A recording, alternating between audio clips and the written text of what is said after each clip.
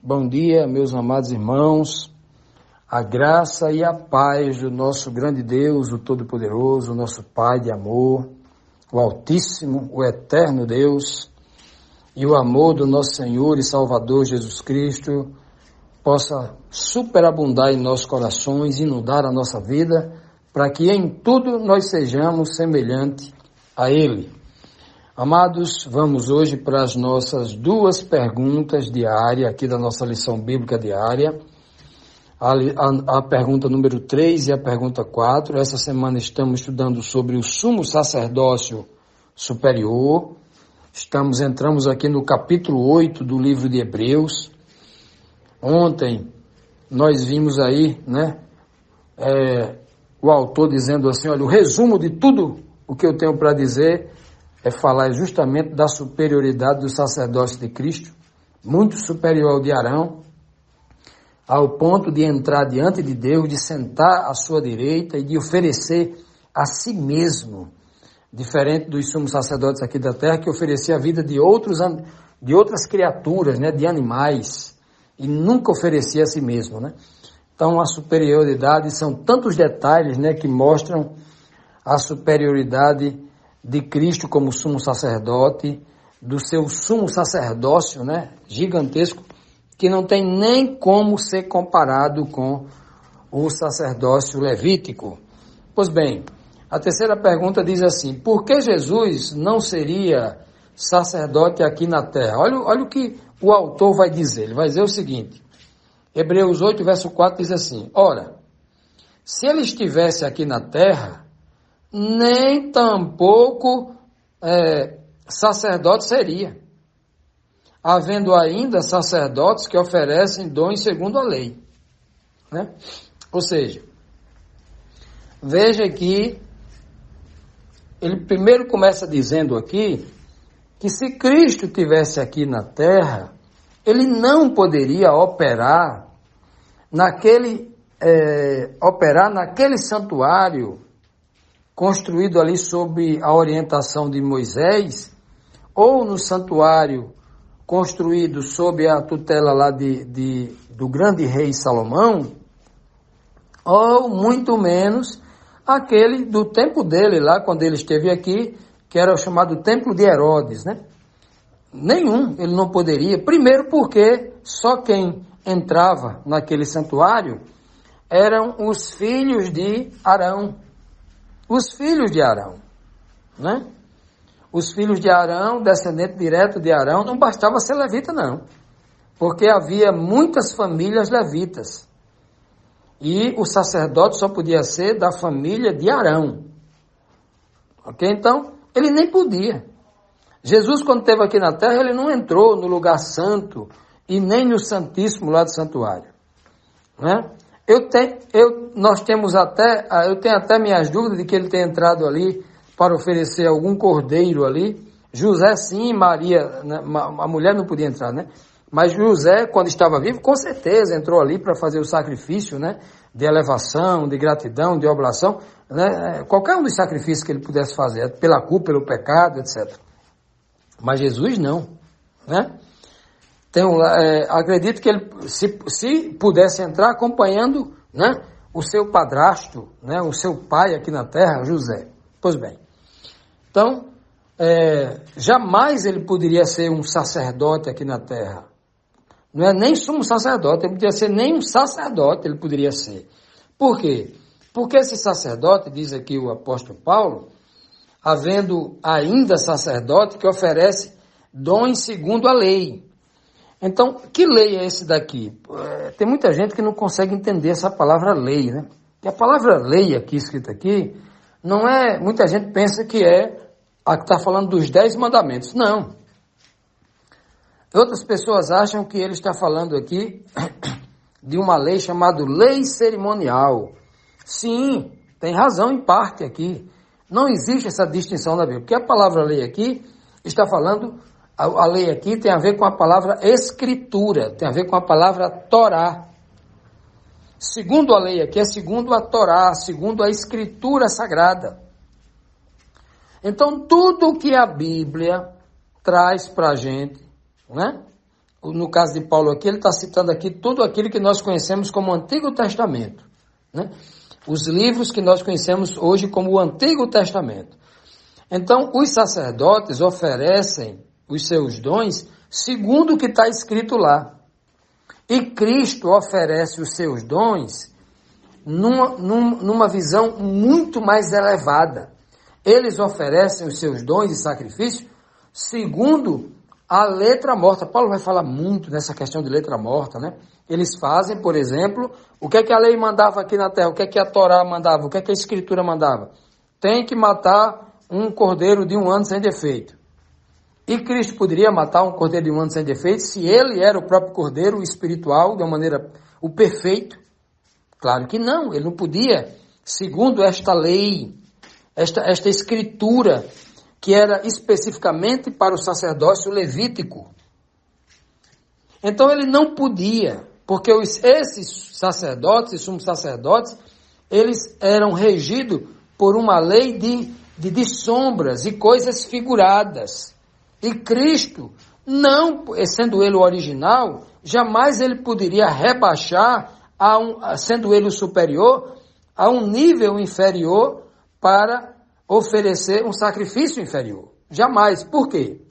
Porque, inclusive, isso na Escritura Sagrada está muito bem delineado, está muito bem esclarecido. Exemplo, Deus jamais aceitaria um sacrifício de elevação, por exemplo, de um homem que poderia oferecer um boi e ele oferecer ali um cabritozinho. Deus não aceitava. Um homem que tem condições financeiras de oferecer um novilho, vai oferecer uma pombinha lá do deserto. Não, a pombinha é para, o texto é claro, é para aqueles que não têm condição nenhuma, que não tem rebanho, que vai lá no deserto, armou lá um laço no ninho, armou lá um arapuca e pegou aquele animal por oferecer. Então, como é que Cristo, recebendo o Espírito de Deus numa porção dobrada, ia oferecer um sacrifício inferior? De jeito e maneira, ele não podia. Do contrário, estaria realmente indo contra a essência espiritual da lei de Deus. Porque a lei é espiritual, diz lá o apóstolo Paulo, Romanos capítulo 7, lá no versículo 14. A lei é espiritual. Olha, meus amados, que coisa linda, né? O apóstolo Paulo aqui dizendo para a gente, né? Mostrando claramente que a superioridade do sacerdócio de Cristo, que opera no âmbito espiritual, diferente de como operava o sacerdócio levítico, que era no âmbito físico, tudo que eles faziam era no âmbito físico.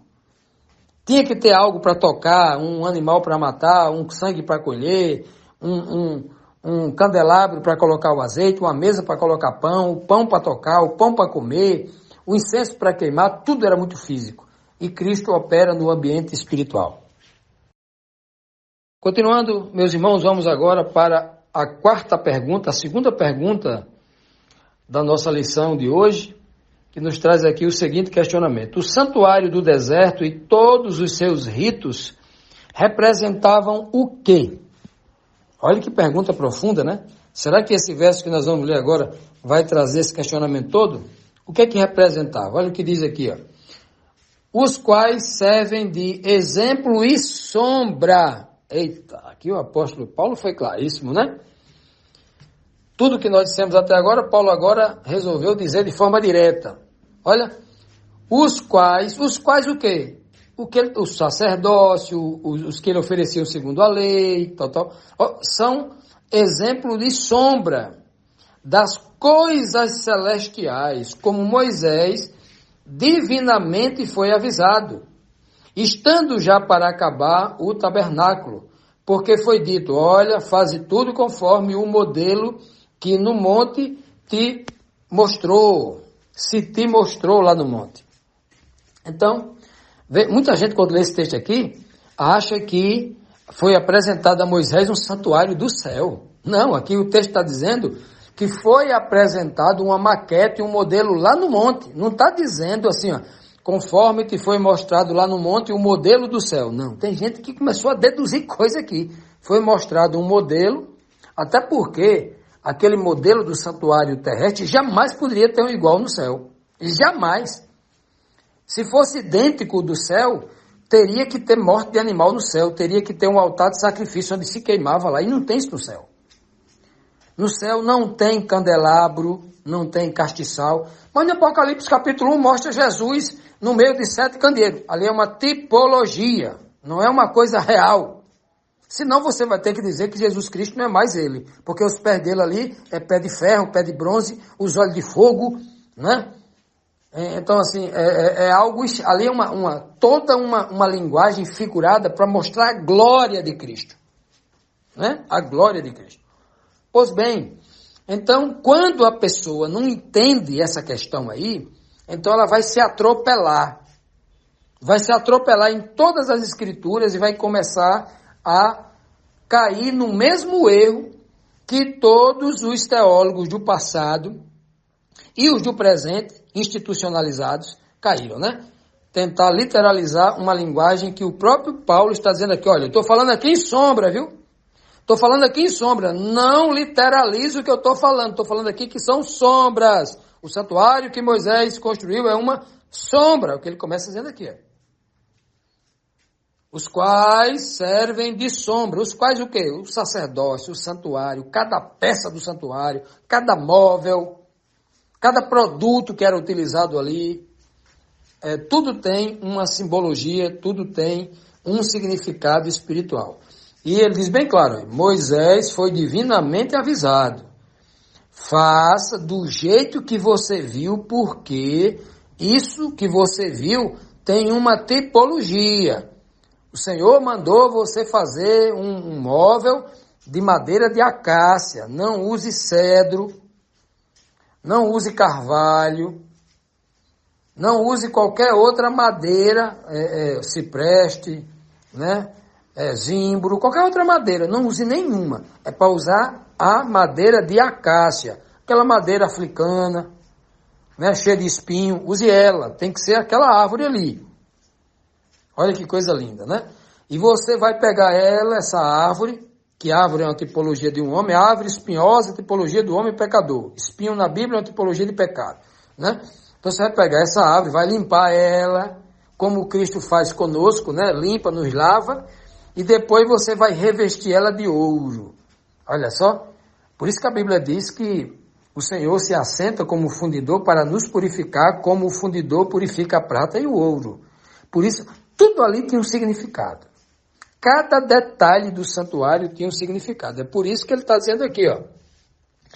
Está dizendo bem claro, Moisés foi divinamente avisado. Veio uma mensagem do céu, de Deus para ele. Para que Moisés entendesse claramente que cada detalhe do que Deus estava mandando fazer, ele tem feito daquele jeito, porque aquilo ali era uma tipologia, era uma sombra das coisas celestiais que são espirituais. Terra, carnal, física, exterior. Céu, espiritual, invisível ao olho do homem carnal. Isso é algo que nós deveríamos aprender como cristãos na primeira lição de Bíblia. Essa dicotomia, essa comparação, essas duas dimensões. A dimensão do homem carnal está vinculada ao que este planeta, as coisas materiais, físicas. Assim era o sacerdócio levítico. A de Cristo não, é muito superior. Superior porque é de cima. Que maravilha, não é? quando nós compreendemos essa verdade, e aí ele diz bem claro, servem de exemplo, é só um exemplo, não é o real. Quando eu digo assim, irmão, eu vou falar de honestidade, vou lhe dar um exemplo. Imagine que uma criança foi no mercado comprar algo com R$100 e ele comprou algo que custou R$43. A moça do caixa, ao invés de dar um troco de 57, deu um troco de 67. Então essa criança disse, olha moça, você me deu R$10 a mais, pegue aqui o troco. Tal. Esse é o exemplo de honestidade. Esse exemplo está falando de uma coisa real ou alguém está só dizendo, criou uma história fictícia para mostrar um exemplo de como ser honesto? Então, exemplo não é o original. Exemplo é um modelo. Por isso que Cristo falou das coisas celestiais usando inúmeros exemplos. Por isso que ele contava parábola o tempo todo. A parábola são exemplos em forma de sombra das coisas como Deus vai agir de forma espiritual. Agora imagine eu entender de forma literal o que Cristo disse. Olha, um homem, dono de tudo, referindo-se a Deus, né? Ou em determinado momento, quando ele fala do Senhor, se referindo a ele, resolveu viajar para passar 2000 anos no céu. Aí entregou a cada um talento. A um ele entregou 5 talentos, a outro ele entregou 2 talentos, e a outra ele entregou 1 talento. Olha o exemplo que ele está dando, porque isso não vai acontecer. Ele não chegou e entregou para mim ou para você, um talento era 34 quilos aproximadamente. Ele não entregou para mim 5 vezes 3 dá 150, 150 vezes 5 vezes 4 dá 20, 170 quilos de ouro. E foi para o céu, e fez uma viagem, e quando ele voltar, ele vai cobrar que eu multiplique isso aí, né? 170 quilos de ouro. Ele não me entregou, eu não posso dar literalidade à parábola, porque a parábola, essa linguagem, todo o ritual do santuário era essa figura de linguagem. Assim como Cristo vem na Terra, fala só em parábola, o tempo todo usando exemplo, o tempo todo usando exemplo, o tempo todo, parábolas longas e palavras de um versículo só. O tempo todo ele está pregando a parábola. Parábola da figueira, da videira. Eu sou a videira verdadeira, vós sois o ramo. Pronto. Parábola de um verso. Então, meus irmãos, essa é a beleza da palavra de Deus. Que o Senhor seja o nosso professor, que Jesus continue sendo o nosso mestre, o nosso mestre espiritual, que fala direto à nossa mente, direto à nossa consciência, nos convencendo do pecado, da justiça e do juízo, para que em tudo a gente possa honrá-lo em toda obra.